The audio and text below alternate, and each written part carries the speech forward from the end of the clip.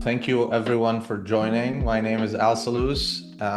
Excited and happy to have our July webinar to be a slightly different flavor, but all sort of converging in the general direction of what we do. And honored and excited to have Peter Gould. So my story with Peter, I felt like I knew him before I met him, but we never met. And my first time meeting him was last summer, actually, in Istanbul. We were at the event, and he was presenting and moderating a couple of sessions, and bumped into him, and the conversation picked up really fast. We talked about design and design thinking, and does it apply to just physical products like the iPhone? I'll talk a lot about the iPhone. Or does it also apply to organizational culture, or does it really apply to our own lives, our work-life balance, and what we aspire all to be as humans? That quickly turned into him launching his book. I had the honor to pre-read his book, gave him some feedback, introduced Sammy, my marketing champion, to it. He loved it. We both joined Peter's course. It's a 5-week course that he walked us through his methodology that made us more excited. And we have so many ideas and projects that kind of underway. And so I'm honored to have you, Peter, and thank you for joining us today. It's going to be a casual conversation. We'd like to explore Peter's story and journey, and as he called it, the arrival, and explore his book, his thoughts, his process, and we'll open it to everyone at the end to have live Q&A, but feel free to chat along the way. Please make it as dynamic as possible. If you have any questions before you lose it, put it in the chat. We'll come and address it at the end. That's my portion of the talk. Sammy will take the lead and go ahead. Okay, great. Yes. Thank you. So yeah, I was very taken by the course and by the book and all of the resources that Peter shared in the course. And there are some things I took and really ran with, including one of the books he suggested was Designing Your Life, which I presented to my students. I'm also a TA and had them go through the exercises, and it was fun to see them at a transitional point in their lives try to figure out what's the meaning of life and what's the meaning of work and what am I put here to do? So, definitely not softball topics that we covered. Very, very deep and interesting topics. We also, in our January webinar, talked about KPIs, but not just objectives and key results, OKRs, but also intentions and key results, IKRs.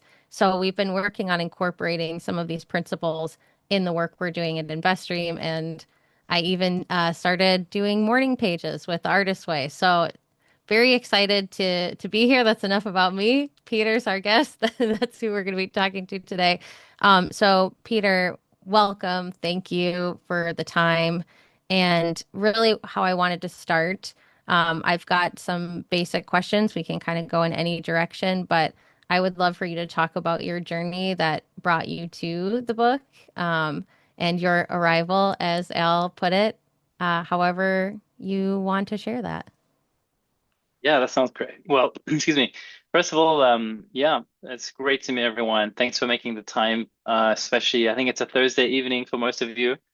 So I'm actually in Australia. So I grew up here and I still live here with my wife and 3 kids. And so I'm in Sydney. It's winter here. So I'm bringing a different perspective. I've just had my morning coffee.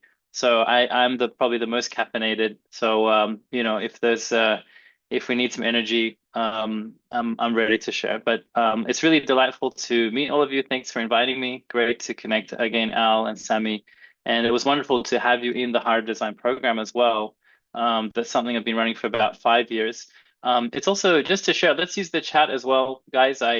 No one likes to show up to a Zoom call where they're just sitting around for an hour. So we definitely don't want that. So feel free to ask any questions or chime in or or share anything along the way. So I'll be keeping an eye on that as well. And I'd love to learn a bit more about all of you and how, for example, you might think about design or creativity, how you use that in your work and your life. So a lot of topics that we can unpack together. But yeah, just to kind of jump to the question and what led to this book, for example. So I mean, I don't really think of myself as an author, although I published this book this year. This is really the result of a 25 year journey through design professionally, but also my own kind of personal and spiritual journey. So if I just kind of take it back to a short story from about 25 years ago, maybe a little bit more now, when I was in finishing high school, I was in 11th grade. And I was always messing around with on those big computers. Anyone from that era will remember, when we had those big CRT monitors that were like this big. Our kids like laugh at them in movies now, but anyone from that era will know what I'm talking about. When, websites were super slow, but there was no standards. It was like a whole new era from us early days of internet. And so I was always playing around with this Photoshop software, trying to, I love to create things by hand, draw, sketch, those kind of things as I was younger. So when I was starting to experiment on digital design, I felt like a whole new world of possibility. And each year, there were new kinds of websites and digital kind of experiences. So anyone from that era will know it was really fascinating. Yeah, Marquise is like AOL dial-up is where it's at. Yes, so exactly. That was the exciting era of design and potential, and no one had really figured out, what is the end point for those things. It was just at the start. But anyway, one of my classmates came and saw that I was always, trying to make posters and graphics and different kind of things, and I had no idea what I was doing. I was just, experimenting all the time. And he said, "Hey, look, I'm running this event. Can you design a poster for me? And how much would it cost?" And I was like, "Oh, okay. Well, how about $25? Because that sounded like a great figure to me. And I was working at McDonald's at the time, so that was more than 5 hours work at McDonald's. So I said, "Yep, I'll do it." He agreed. I made the poster. He loved it, and I was like, "Oh my God, this is good. I could actually quit my job." So I have a line in the book which is, "I quit flipping burgers and started pushing pixels." So that was around 1998. So that sort of became the start of my journey to what became freelance graphic design. I enrolled into a product design degree here in Australia, in Sydney, and started to build this kind of fledgling consulting. But what happened about 2 or 3 years later after that story is an important part of this whole journey, is for different circumstances that I never imagined or expected or even considered, I ended up exploring a spiritual path. And I started to meet and read and encounter a whole series of things that kind of awakened a different perspective on life and work. And without a whole deep dive into that journey, I embraced Islam when I was 20 and became Muslim, became very curious about the world and the spiritual, perspective on life.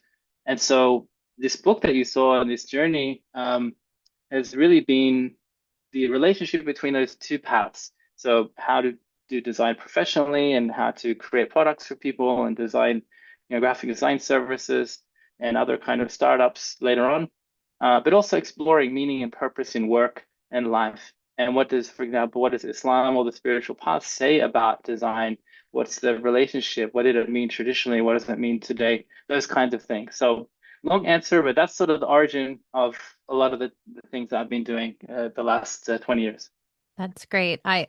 When you talked about making $25 for a poster, I went, oh, that was like when my early blog gigs, I was making $50 a month to write 6 posts a week. And I went, yeah, I'm in the money. This is great. Someone's paying me to do this. So, Yeah, well, when it's from the heart, Rumi has this line that, when, Rumi is great, of course, spiritual teacher and poet and mystic, and he's, when you do things from your heart, you feel a river moving in you, a joy. And I don't know the original Persian or Farsi, but, in English, even we can all relate to that. So we might talk about things like flow and other experiences, but we all know that feeling when there's something that aligns with your heart. and you're just, I really want to do this, and there's something, bigger going on here, then we all flow. So that's, especially in this era when, there's a lot of uncertainty in the world, reaching back to that place is where you feel aligned inwardly with your work and the kind what you're doing with your life each day. That is where we want to be, and so the book is sort of a bit of a journey towards reaching that. It's funny you say flipping burgers. We flipped pancakes in the Salus family. So that's our flipping. And Nice. and then when I relate to my now elder youth, we went and watched the Formula One movie the other day, and there was a moment of flow at the end of the movie. And they were like, that's the flow I'm talking about. Like you need to be true to yourself and what you love to do. So that's cool. Yeah. Yeah, right on. Nice. Yeah. So real quick, I'm going to do some housekeeping that I forgot to do because I got so excited to launch into this talk.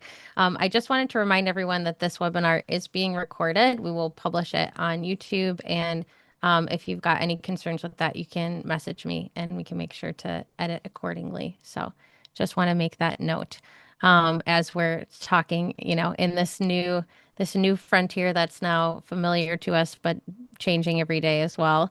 And it makes me think about what you had to say about the attention economy and changing attention spans. And, this is one of the longest things we do is this webinar every month. We do, around 45 minutes to an hour.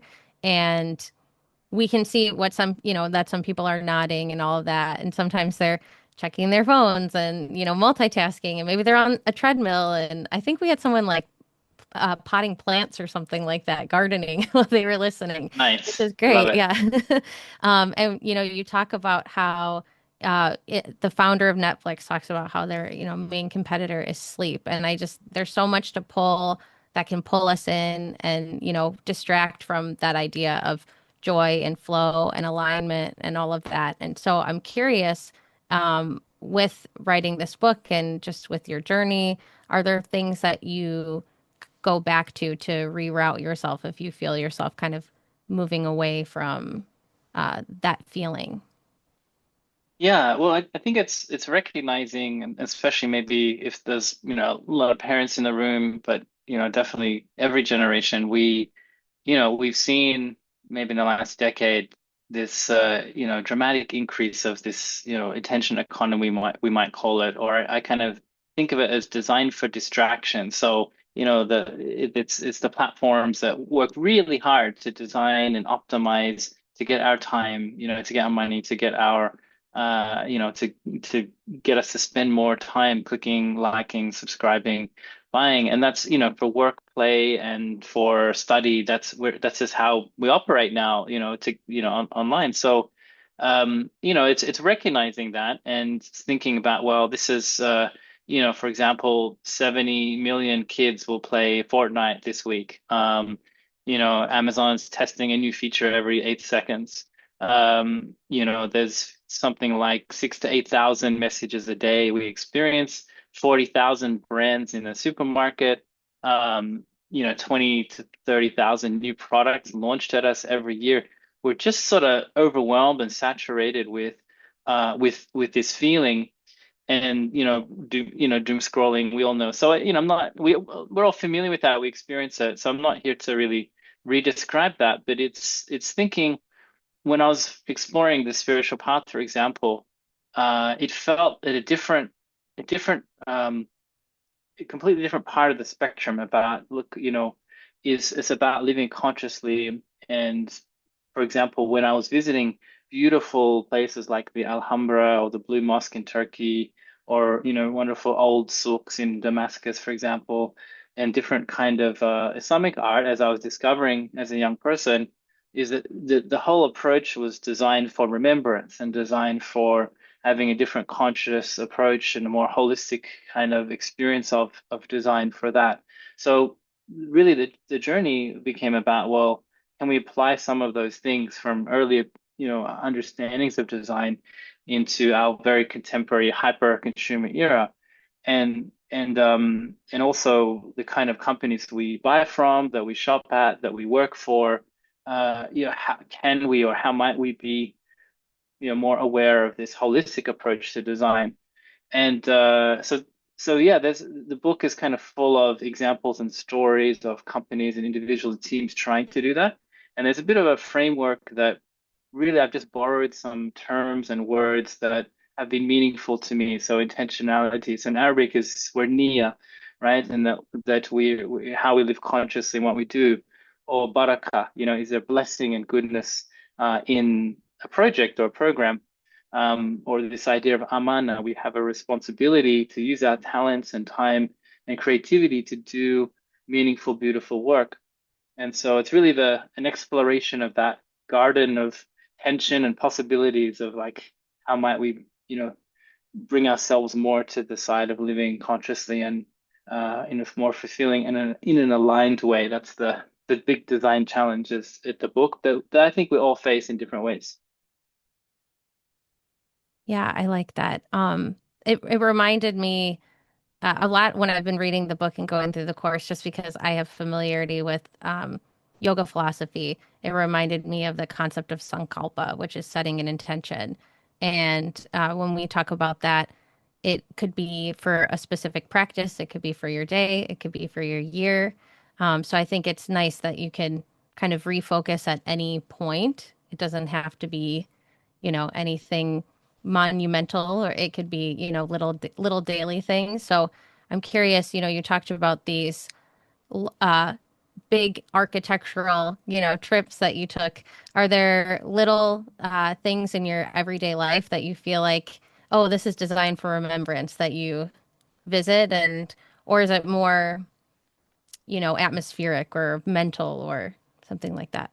Yeah, I think it's a combination. We all have probably versions of these and different habits we try to build, and we also have different seasons of life where priorities change. And I've got two teenagers now, two teenage girls, and adapting, learning all the time. Let's just say learning is a friendly way to. There's a lot of learning, but how through these seasons of life, how do we sort of keep leaning into and revisiting that spiritually grounded approach? And we all might have different pass through faith or our own kind of experience of that sort of spiritual centering that brings us to that kind of guides us and helps shape our decisions through life.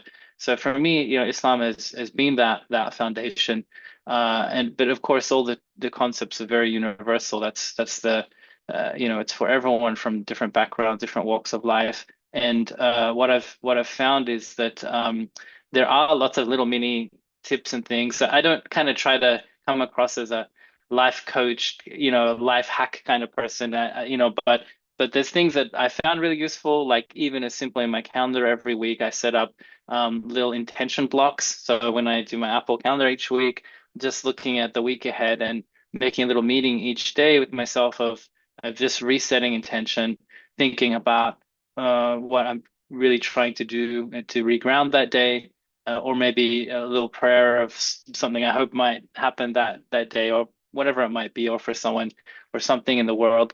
So yeah, there's lots of little stories like that. And then in the book, I kind of I interviewed about I think 60, 70 people, and to draw from them.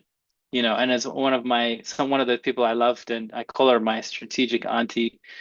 She's sort of, in her later years now, but has amassed an amazing property empire actually across the Gulf states. And she's a wonderful woman, and she said, Peter, you can have whatever you like in life, just not at the same time. Right? And just that reminder of understanding your season of life and understanding our journey through that. Yeah. Yeah. I like what you had to say about technology serving as a way to bring intention, it's kind of subverting the use of technology to refocus. That resonates with me. That's something I want to try to do more. And when you talk about your spiritual auntie, it makes me think of when you were talking about the personal circle of mentorship in the book. And, I've I've experienced some circles that, some were hard to maintain, some were really good, and some were just everybody had their own schedule. It just got kind of tough. Some started to become more promotional over time, and I went, "Oh, this is not really why I was joining this circle in the first place. And I'm just kind of curious when you're looking at building those relationships and finding those connections, whether it's peer mentorship or trying to find some guiding lights. Are there certain things that you look for? Do you just allow things to unfold over time?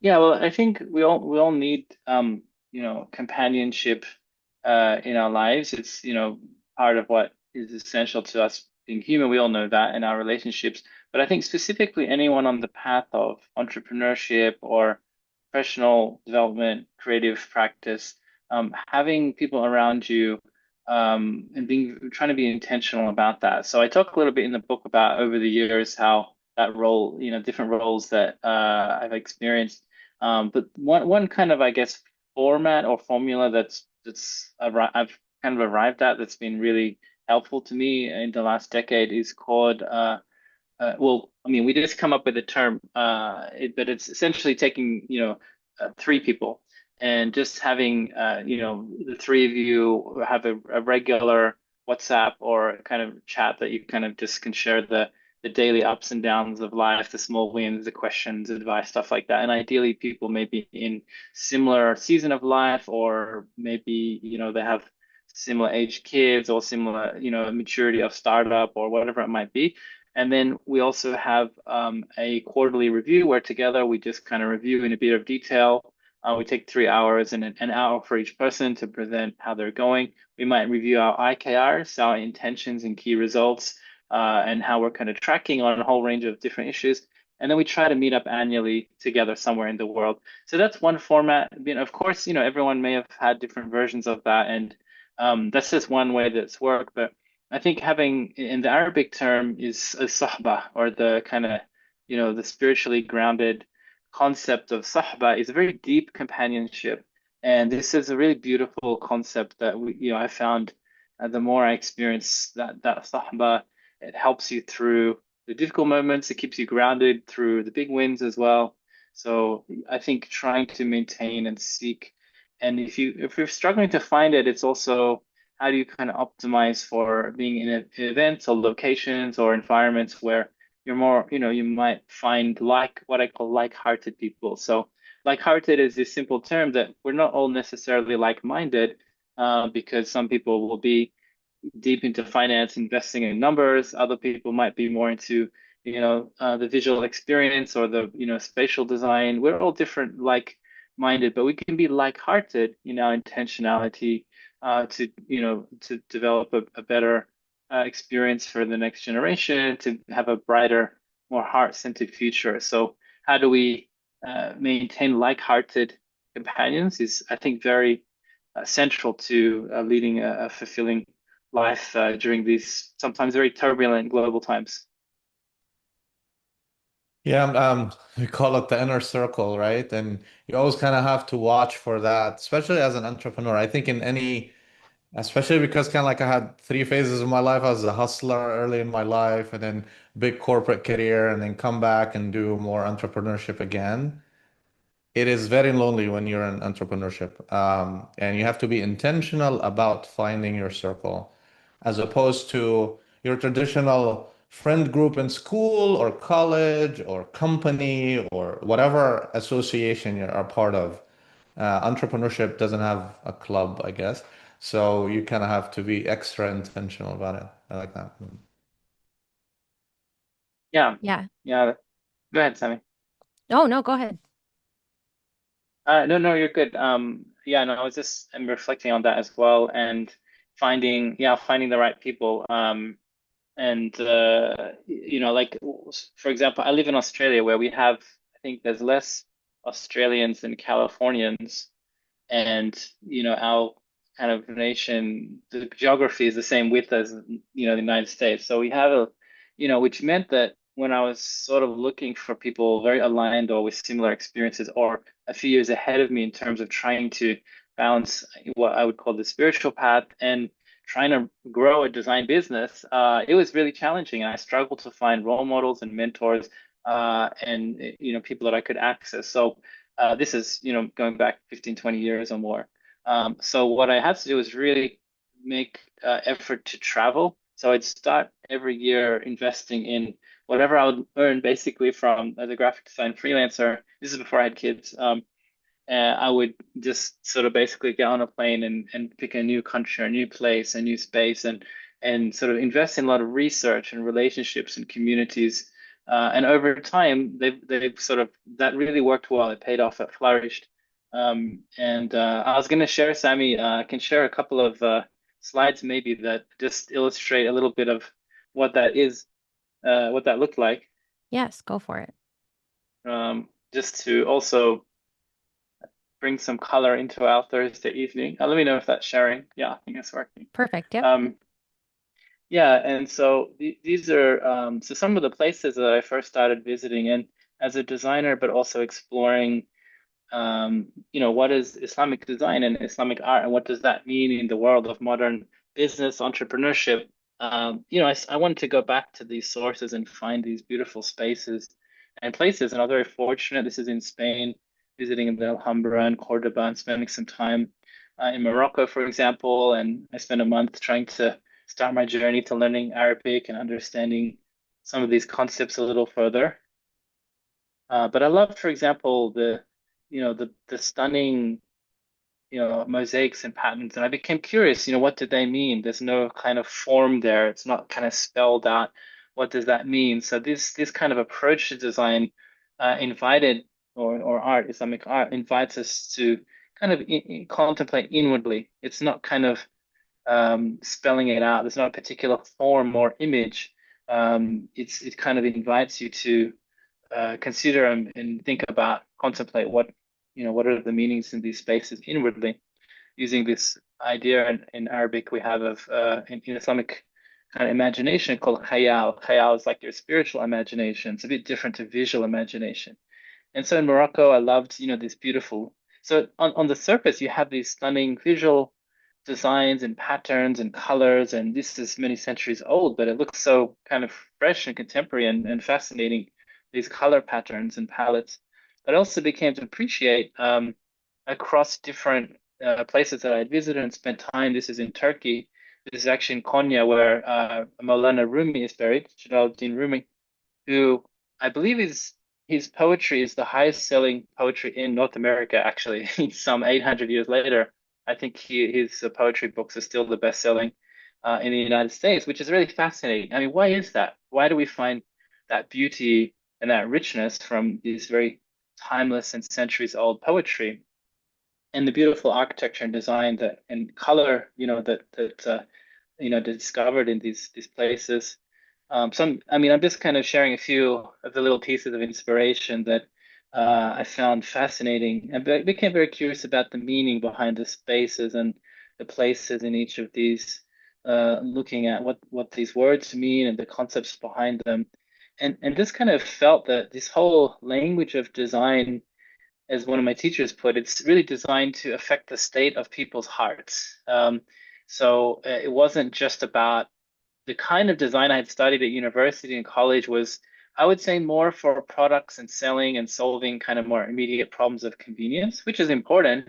We need that. But I loved the idea that design is really being aware that in every human there's a heart, and every heart has a spiritual state. And so that kind of helped me arrive at this very old, actually, understanding, nothing really new, of like, well, how might we align our spiritual aspirations and this inner journey and the community service that we might want to do to kind of give back, with the very kind of hard reality of like, well, we need financial sustainability in this world. We might want to improve the world around us and change things we see, and the design principles. So the whole idea of heart-centered design is really trying to look at these things together. And this set of words and phrases that you see in the middle, it's kind of, I won't go through them all now, but they kind of form the basis of how I've structured the book. So just take one for example, is in designing for remembrance, not for distraction, we mentioned earlier. Or the third one, reframing project outcomes to include spiritual well-being. So I saw someone use the word earlier, ROI. We've got, good ROI on a project. That's important. but as one of my friends shares, like, well, your ROI also could be your return on intention, not just your return on investment. So it's a nice way. So there's a few other stories and examples I could share maybe later, but I'll leave this one. It's like I love this quote from Neil, who says that design is how we give form to our intentions. So that could be an architecture or an educational program or some reels we're designing for Instagram or LinkedIn. What's our intention and how? So we're all designers in that sense. We all engaging in design activity often. And so, there's one example I thought I might bring up. So, for example, this beautiful word of ihsan, doing things with excellence and beauty. So we approached by the Google team, late last year to there's many Muslims at Google, many, there's thousands, and a huge company. So the design challenge we were asked to help with is how might we share those deeper meanings of Ramadan with Google staff. And so we over some time developed content that was kind of engaging and meaningful and fun as well, and a series of stickers and digital content for internal teams and presentations. We ended up having a lot of success with that and good feedback. So this is kind of using the language of graphic design, digital content, motion animation, stickers, but inviting people to this place of reflection and beauty that Ramadan is about for people, for anyone who can participate and experience that. So maybe I'll pause there. I don't want it to turn to a big lecture, Sammy, but just to give people a taste of some of the things that informed this journey and thinking. No, that was perfect. And I realized we started to go down the road and not directly address design thinking or designing with heart. So thank you for incorporating that into the slides. I think that was helpful, but I'm curious if there's any other primer we could offer just to introduce, because I think some people were fives or sixes, some were threes, some were sevens. What you think about when you think about design thinking, and then how that connects to designing with heart. Kind of how do you make that transition? I think you've addressed it partially already, but just to really solidify it. Yeah, yeah. Well, I think, I mean, design thinking is a phrase that's been around for quite some time, but conceptually, it's kind of been around forever. It's this idea of putting people first and trying to solve and help with the challenges they have, and think through and keep putting people first, keep putting human-centeredness. So design thinking is sort of approach or a set of approaches or tools. There's different kind of methodologies, but there's not any one exact formula, but it's really it's the process of making sure we're keeping people at the fore when we're making decisions, and not just thinking about, well, what do the shareholders need? What is the company asking for? How do we make more money from people?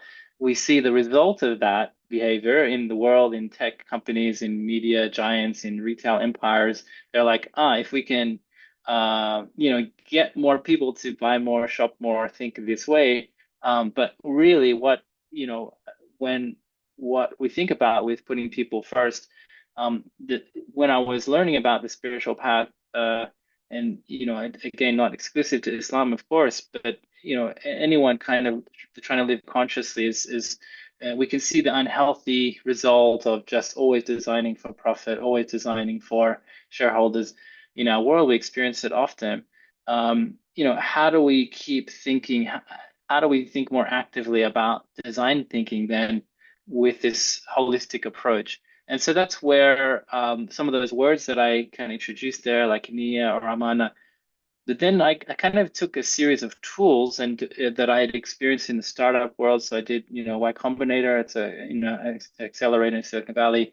I was at Stanford D School. I was involved in different kinds of startup environments, and in Dubai, accelerators, and kind of got, saw people go from concept to prototype to seed investment to Series A and IPO. So I was sort of around people doing this traditional but impressive journey, often in the tech space. And I kept thinking, well, how can we create a set of tools where we keep bringing back that intentionality, and it can bring back this approach? And so I would take things like the business model canvas from Strategizer, kind of, or the lean canvas from Eric Ries and Steve Blank, these well-known tools that are helpful to develop ideas. And then I would kind of reimagine them with this heart-centered language and terms and concepts. So entrepreneurs or founders or professionals looking to develop ideas on the side, how do we bring these questions in more actively from the start? So we don't have kind of our spiritual path and on the side here and our business idea here and our investment kind of plan here. How do we kind of bring these together? And so there's a series of tools around that. This is the part where I get the most excited. I had the pleasure to work with great design studios early in my career, developing applications and software and solutions. And immediately I felt like the process itself can be applied everywhere. So I encourage everyone to start thinking of themselves as a designer of something. Whether it's a nonprofit organization, whether it's a community project, whether it's actually a relationship with like your clients. I mean, you're designing an experience, you're designing a connection. And whenever I left that tech world where we asked the five whys and the big why and the small why and why is why and why you really need this, as opposed to do you think you just want another iteration of what you're used to? And kind of like the evolution of how Apple, when they introduced the iPhone, consolidated so many things that we used to carry and use into one thing. That's because they asked so many whys. I go to real estate and I'm like, architecture is probably applicable, but is there anything else? Because as a real estate developer, you have to solve for simple equations, density, ROI, investment returns. And yes, you want to satisfy the basic needs of the tenants. They need space, they need shelter, they need certain functionality. But as I delved deeper into it, it started to kind of show up its nice face again into why are we doing what we're doing? Should actually just balance density with rent and the vacancy and the supply and demand equation, or should we actually create experiences that maybe doesn't exist in our region, but some other cities or countries have enjoyed over the years? And I saw someone mention the architect from Barcelona. Barcelona is one of my favorite. Goody, I don't know if you know him, Peter, but he's like the one who Of designed course. Barcelona. Yeah. And Yeah, I love Park Güell is one of the coolest places in planet. and I started thinking, I'm going to my architects and we're designing senior communities in Texas. And the first question I asked the architects is like, can we design something like Barcelona, where you can have a courtyard for every four neighbors so they can actually live a closer life to each other? And they're like, what are you talking about? That's not going to be super dense. And I'm like, we can, Barcelona's dense, like you can argue Barcelona's dense, but it still create that sense of community that otherwise is lost if you just go on vertical and horizontal calculations. Yeah, I mean it's a big topic to unpack, and it's whatever kind of space you might explore, whether it's in architecture or in any other kind of industry or set of professional experiences. We're always challenged by we're facing this tension of the economic reality and demands and the this paradigm of growth. It's a reality, and I'm not here to sort of argue. We should just abandon that. I guess all I've been trying to do in the last 20 years is sort of like, well, how can we revisit some of what we've lost, or at least bring it into our thinking and elevate our questions. So, for example, when I think about architecture, there's a lovely story I really like from Mimar Sinan. It's a little bit folkloric, but it's treasured and shared. It's from Turkey. So Mimar Sinan was the architect kind of primarily responsible for in Istanbul. You see those beautiful flowing domes and very distinctive kind of mosques in Turkey and Istanbul kind of skyline around the Bosphorus. If you've been there, or you've seen it in postcards and movies and James Bond films for sure. So, but there's a lovely story in that. I'll just kind of relate a short version of it. Is that Mimari is building this. He's building this mosque and community center. It's like with his style, and this group of children run up, and they're like, Mimar, the minaret is leaning. So the minaret is like the tall part of the mosque, that column where usually you have the call to prayer. And they're like, it's leaning, it's at an angle. So he pauses and he goes, oh, yes, you're right. We need to fix this. So he calls these engineers to bring some rope. They tie this big rope around this huge thick minaret made out of stone. And he gets the children. He says, all right, hold the rope. We're going to all pull it together. We're going to pull it back straight. And so he says, all right, pull. And they all heave and they're trying to pull this thing. And Mimar is looking like that. He's like, no, again, again. So they pull it again. And all these kids are pulling it. And he's like, one more time. So they all pull it. And then he's like, yes, that's great. Job is done. Thank you so much. And the kids are excited. They run up happy. And then the engineer comes up to Mimar at the end and says, like, sir, like, this is solid brick. Like, it didn't move an inch. Like, how can a rope do that? And Mimar reportedly says, well, you think we're just building a building, but we're actually building the next generation. And I love just the intentionality of that.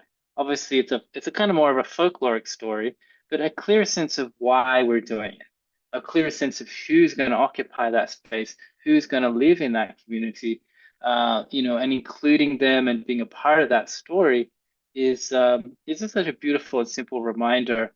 And I'm not sure we have so much of that anymore. I don't know if we would experience that in the modern building, kind of era the same way. So I think it's just, I'm under no illusions that we're radically change this whole system that we're in. But, I think individually, each of us have an opportunity to revisit our intentions and where we fit within this world, and, the decisions we make and the projects we work on, who we buy from, and can we find ways to bring this more heart-centered approach back into our life and work. And I've seen many beautiful examples of that.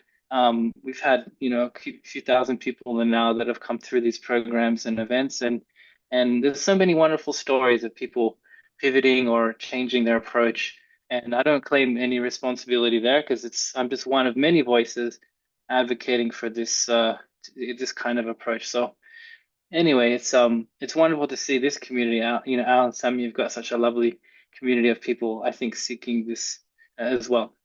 I'm a firm believer that ROI, the intention one, leads into financial ROI as well.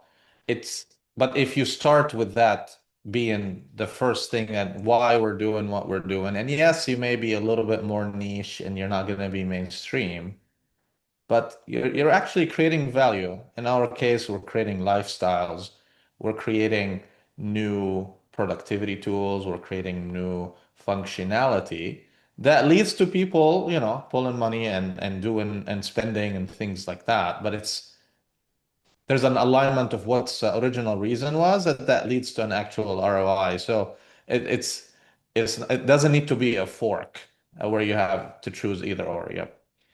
Yeah, and if maybe I'll share my screen briefly, this for a minute as well. So this is one of the tools I had mentioned. So anyone who's familiar with something like the business model canvas or lean canvas, who are, pretty well, respected tools that you'll see in different commercial and business environments.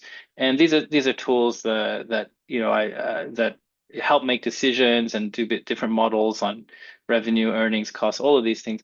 So the heart-centered design canvas is just a simple kind of reimagining of that. And what I'd say is use it in parallel with the business model canvas. So it's not a replacement for, it's another activity you could run yourself or with your team. And all it does, it takes the same kind of ideas that in a single page, you could map out your idea or concept and start doing some initial testing. The idea is to firstly just get clarity on what you're doing, but specifically why and for who. And I think sometimes the why gets a little bit fuzzy. So what this kind of approach does here is it just kind of allows us to think about which communities we're serving, what is the transformation we hope to kind of facilitate, and that's not just sort of imagining, we need this amount of dollars and this amount of users and this amount of growth. It's kind of thinking, well, what are we really trying to do or having to facilitate for them? And on the right side, what are our intentions? What are we personally trying to do, and how does this fit into our life journey? What is our sources of guidance? Where do we go to for wisdoms? Who's our companions? We talked about on the journey, and who's helping you as you go through your entrepreneurial journey? What are your design values? Things like this. So, there's been many great, startups and teams that have been using these tools now. This is an investment app that's going really well called Halal Stocks. A different kind of, this is a teacher that used it to help develop her baking business that kind of grew. This is someone that was working with, had a business idea to help people develop college applications. He completed the course and now has got a six-figure business doing this. And it's very aligned with his kind of personal approach. And so, there's lots of different examples of using this canvas or other, whatever tool resonates with you. This is just one of them, but that's sort of a practical way to see is like, okay, this all sounds nice in theory, but how do I actually, make this meaningful in my, my current project or intention? I'm curious, Peter, I mean, I've seen a lot of startups and uh, alhamdulillah, I've started too. And there's always great intentions when you start. A great group of people that become your nucleus companions. And you kind of spend kind of the honeymoon time and you go and enjoy that. And you say, these are our whys and the 10 commandments of the business and the values and why we're doing what we're doing. And we want to be together forever and all that stuff. It's kind of like the honeymoon in marriage too.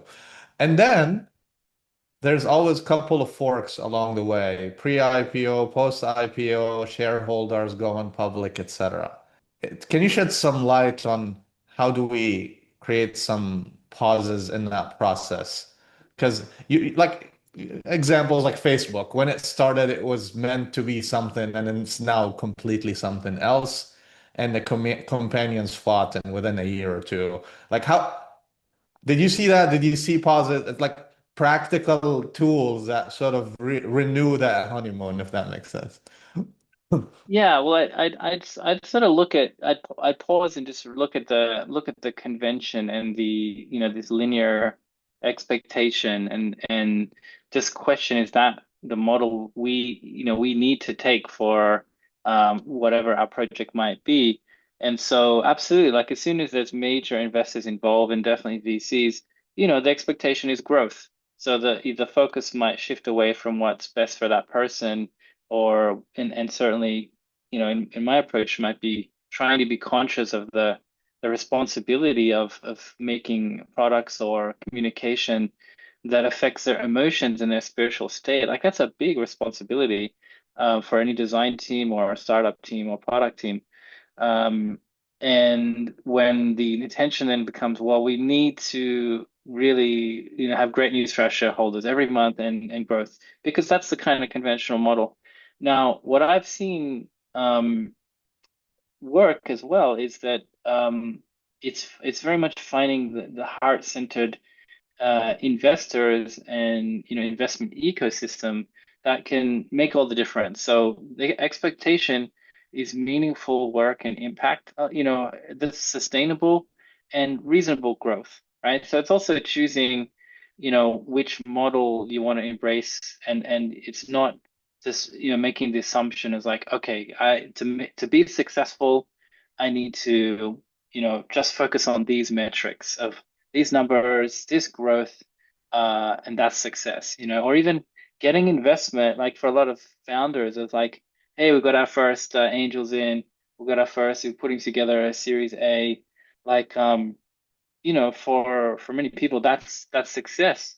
But, in the spiritual path, from my teachers, success is, it's tranquility in the heart, right? Each day, it's and either for yourself or trying to support others in that journey. So I would just, it's constantly a tension we have to navigate, and it's just coming in. All we're looking at is as on the start of the journey, being mindful that we don't just have to, opt into the convention of investment path that, that's the way we've got to do it. There's other ways to do it. And it's finding like-hearted people that are great to work with. And I've been very fortunate to experience that a lot in the last 20, 25 years, alhamdulillah, and, work with major clients and projects as well as, little community projects and companies that are, just tiny, serving a small community, but that's beautiful. Yeah. I always, it's almost like anything. It's, you have to be surrounded by reminders. And kind of funny and sad and ironic. This morning I was reading, I mean, maybe the algorithm detected that we're going to be talking about this topic, but at least it distracted me to a couple of meaningful things this morning. One is Rumi. He showed up in my feed saying, if you see a foggy road, take the first step, then you're going to see more clarity along the way. So that was kind of amazing. Like you're not going to have to navigate uncertainty and continue to plan how you're going to navigate uncertainty. It is uncertain, like just go. Um, and second was the founder of Loom. Everybody familiar with Loom? Loom is like a screen recording training tool. He started that business and he just sold it last year for $950 million. And they're saying that he's thinking about suicide and he doesn't have a soul anymore and he doesn't know what to do with the money and he's not happy at all. And so it's just striking two examples just this morning.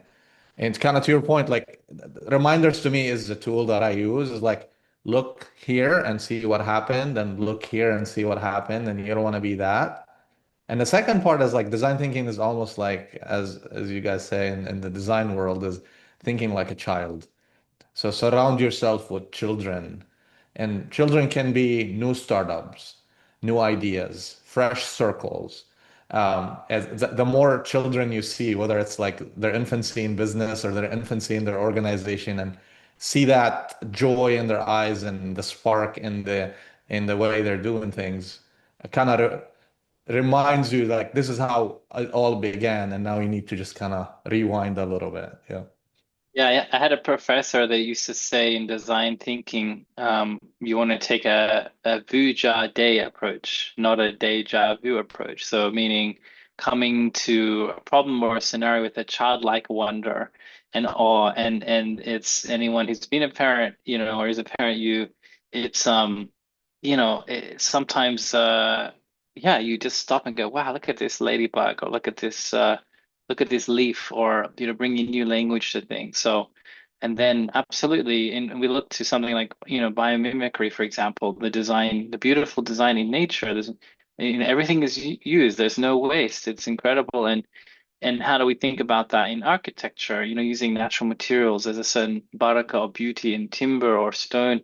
I just visited this Cordoba recently in southern Spain, and just there's something beautiful about this. There's a mosque, there's a church, there's a synagogue where they're very ancient, but the materials and the way the space is timelessly invites people to contemplation and wonder is it's for every generation. So again, it's like, how do we revisit some of that beauty we had from there? How might we apply those in our contemporary digital fast-paced lives?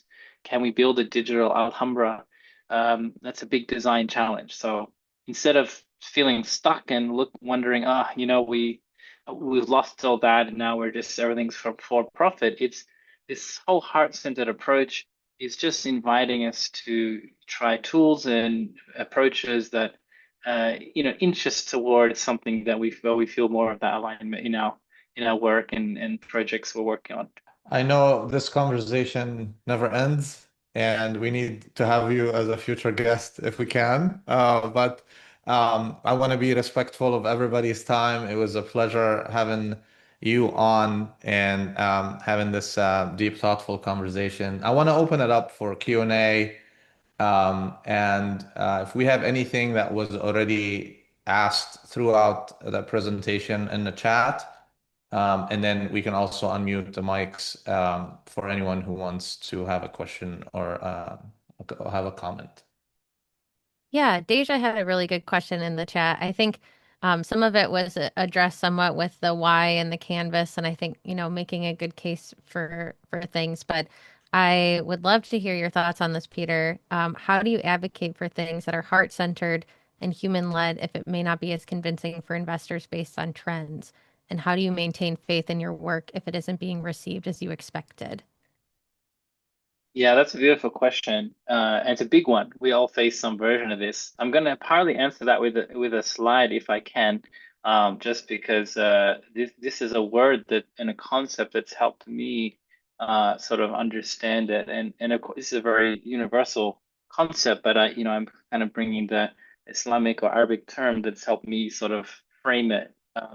Is rida, and rida is this very powerful, simple concept of contentment and surrender and kind of acceptance.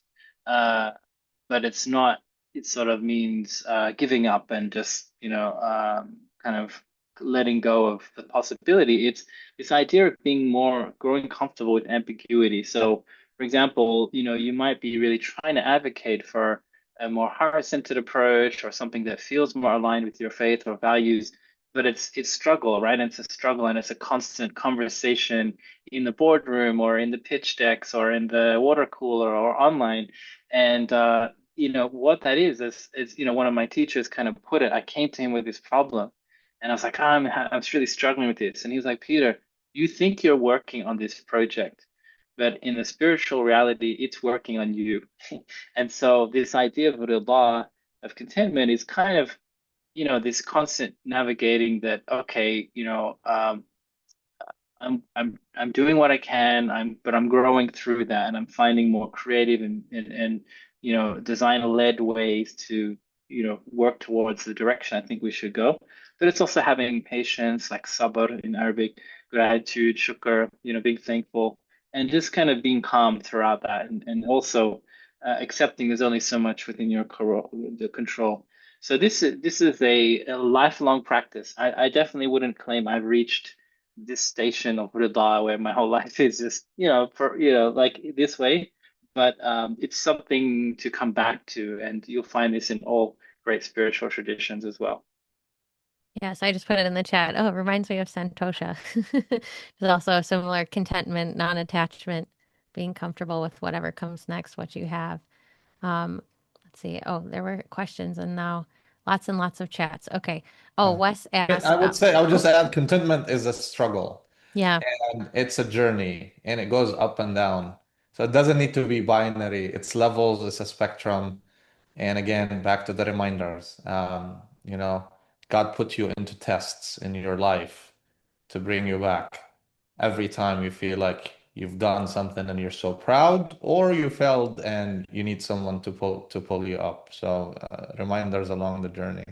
Yeah, we need those reminders, and that's what these even a webinar or a little Zoom event like this can take that form. It doesn't have to be in it's in, it's constantly in the path that I kind of I've tried to practice is it's being trying to be in a state of remembrance or consciousness, and in how we live and work. It's something we all aspire for, but there's always distractions. There's always things that will pull us away. So this is the journey through life so far for all of us.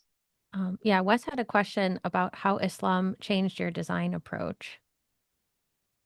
I'm sure you could talk about that for hours. Yeah, no, but I appreciate it, and thanks, Wes.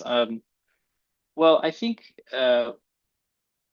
it just made me really try to focus on the intention of what I'm creating. When I was first practicing graphic design and digital design, I was helping make people their first websites and Flash design back 20 years ago, and the focus there was really on selling things and getting attention and helping businesses get more customers, mostly through grabbing attention or some slick kind of marketing efforts.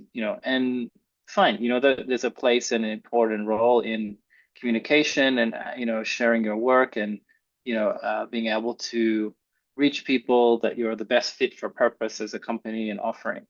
Uh, but I think when I started to really understand the traditional role of design and the traditional purpose of creativity and imagination and even, beautiful craftsmanship that you find in everything from a amazing glass vase or tile work or amazing calligraphy is that, is to be really conscious of your intention of why you're doing those things. And it wasn't, the ones that have stood the test of time, they weren't there just to sell something. There's no subscription model in in that world. It was so